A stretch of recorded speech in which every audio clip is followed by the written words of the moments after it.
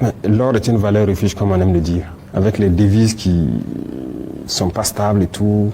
Et tout le monde est en train de chercher l'or pour faire une réserve, parce qu'on ne sait jamais. Vous savez, nous, on a connu une petite période en 2023 où on a voulu nous bloquer sur tout. Quand on a voulu payer des drones, nos transactions ne passaient pas. On a cherché des voies et moyens. Parce que, comme nos équipements, on est sorti du canal officiel d'envoyer les trucs à la CEDEAO pour avoir l'autorisation. Quand on dit CEDEAO, c'est ça. Donc, voilà, les Français qui sont là, qui donnent l'autorisation d'acquérir telle arme ou pas. Nous, on ne voulait pas passer par ce canal. Donc, nos transactions aussi ont été bloquées. Avec des arguments qui ne tiennent pas debout. Donc, on est là, la guerre est là. Et on veut des drones, on veut des armes. On ne peut pas.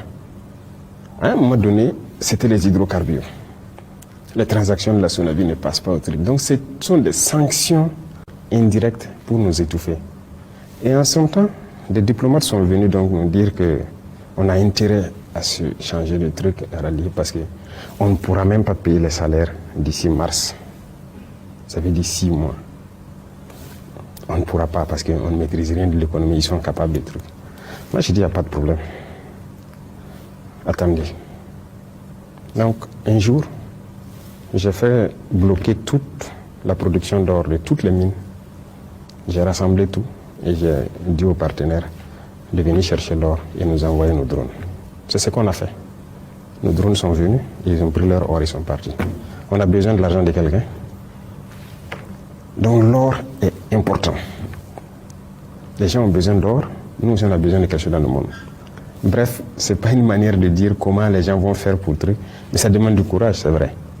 Mais c'est ce qu'on a dû faire pendant un temps donné, et les gens ont compris, bon, ils ont une manière de passer, et ils ont levé un peu. Et ces mêmes gens sont venus même pour payer l'or avec moi. La BCAO, je veux dire. Donc l'or est très important, et je pense que chacun devrait faire une réserve d'or autant que possible. Nous, on ne maîtrisait pas notre secteur.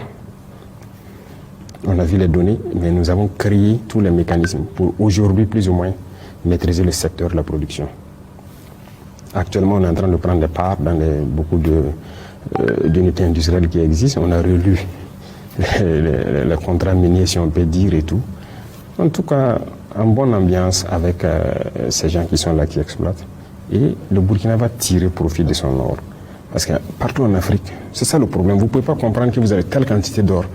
Et on dit que vous êtes les plus pauvres, vous êtes les derniers. Mais pourquoi? Il y a des pays qui ont le pétrole ici en Afrique. Vous partez dans les pays du Golfe, ils ont le pétrole. Ils sont plus développés que les pays africains. Mais on est maudit. Il faut se poser des questions, les vraies, et changer.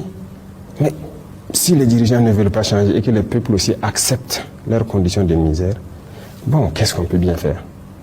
Nous ne voulons pas voir notre peuple dans la misère. Nous n'avons pas de pétrole, certes, mais nous avons l'or, le peu que l'or peut faire, ou d'autres ressources. Nous allons l'exploiter à bon escient pour que notre peuple connaisse le bonheur. C'est ça qui est notre cheval de bataille. Il n'y a pas de raison que des gens ont l'or dans le monde là, ils se développent, et non alors on peut se développer. Donc, on a fait un bond considérable en matière de maîtrise d'or ces dernières années, et c'est satisfaisant, et on va continuer comme ça, jusqu'à reprendre le contrôle total de notre or. Faso 7, une autre facette de l'information au Burkina Faso.